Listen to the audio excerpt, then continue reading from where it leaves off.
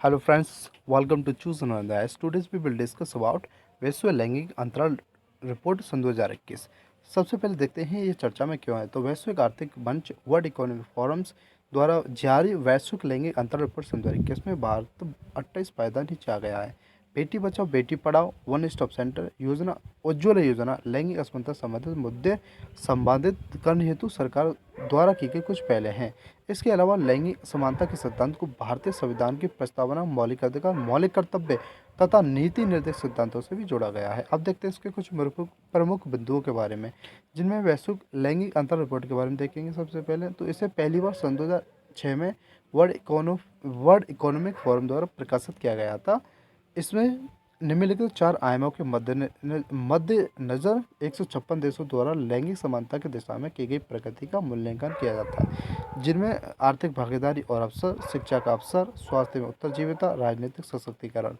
अब देखते हैं इंडेक्स में एक उच्चतम स्कोर होता है जो समानता की स्थिति तथा जीरो न्यूनतम स्कोर होता है जो असमानता की स्थिति को दर्शाता है। अब देखते हैं दोस्तों इसके उद्देश्य क्या क्या है। स्वास्थ्य, शिक्षा, अर्थव्यवस्था और राजनीति के क्षेत्र में महिला और पुरुषों के मध्य सापेक्ष अंतराल में हुई प्रगति का आकलन करने हेतु एक सीमा का निर्धारण करना है।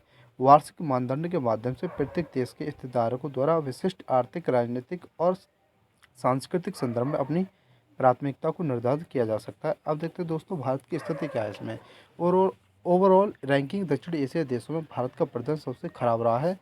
भारत रैंकिंग में 156 देशों में 140वें स्थान पर है।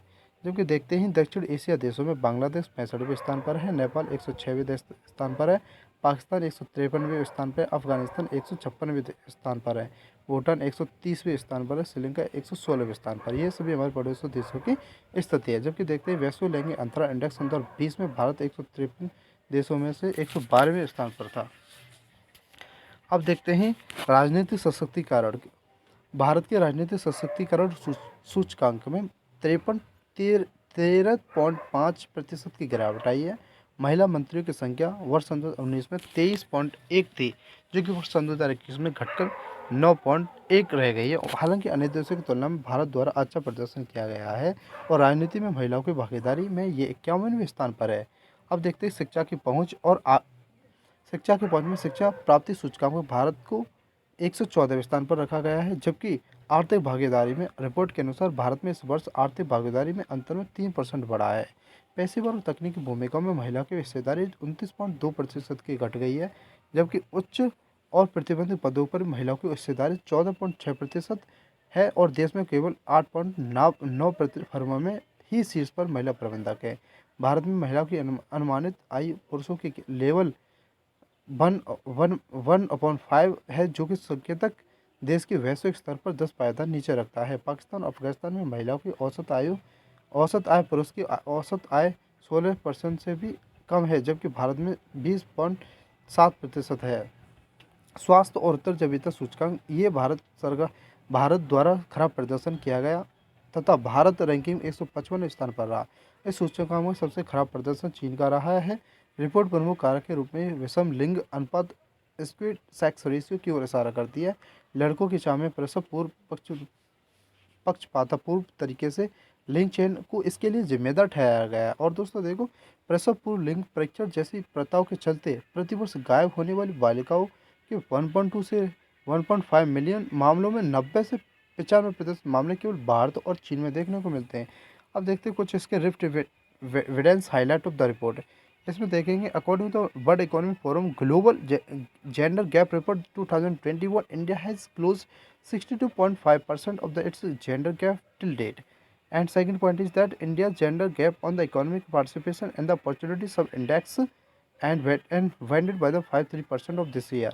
Highest decline on political empowerment sub-index where India regressed 13.5 percentage points. Women labor force participation rate fell from 24.8% to 22.3%. Estimated earned income and women only 1/5 and of the men and which is doubled in among the bottom 10. India's rank among the bottom 5 in the discrimination and as COVID-19 impact on the country to felt and global gender has increased in the gender from the 99.5 to 135.6 years. Iceland is the most gender equal portion of the 12 time in the 15 year and to top 10 gender equal countries include Finland, Norway, New Zealand, Rwanda, Sweden, Ireland, Switzerland. अब देखते हैं दोस्तों वैश्विक परिदृश्य के बारे में। क्षेत्रवार रैंक दक्षिण एशिया सबसे खराब प्रदर्शन वाले में क्षेत्रों में से एक है, जिसके बाद मध्य पूर्व और उत्तर अफ्रीका का स्थान है। राजनीतिक सशक्तिकरण में सर्वाधिक लैंगिक अंतराल।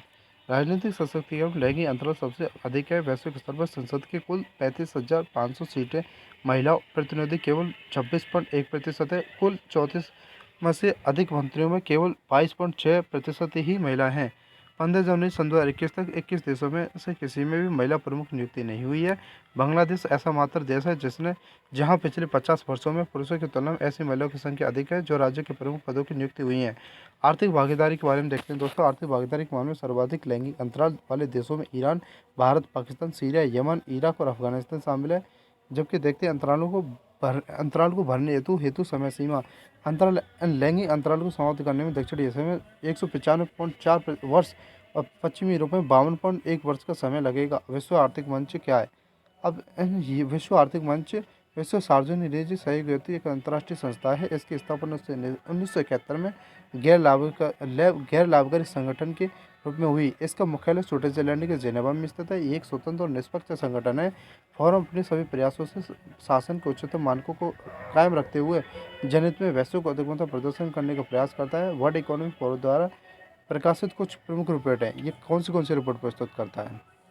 ऊर्जा संक्रमण सूचकांक, वैश्विक प्रतिस्पर्धात्मक सूचकांक, वैश्विक सूचना प्रौद्योगिकी रिपोर्ट। इस रिपोर्ट का प्रकाशन वर्ल्ड इकोनॉमिक फोरम द्वारा इंसीड और कॉर्नेल यूनिवर्सिटी के साथ मिलकर किया जाता है। वैश्विक लैंगिक अंतराल रिपोर्ट, वैश्विक जोखिम रिपोर्ट, यात्रा और पर्यटन प्रतिस्पर्धात्मकता report. So thank you so much. I hope that you like this video, and please like, share, subscribe and comments, and so thank you so much please.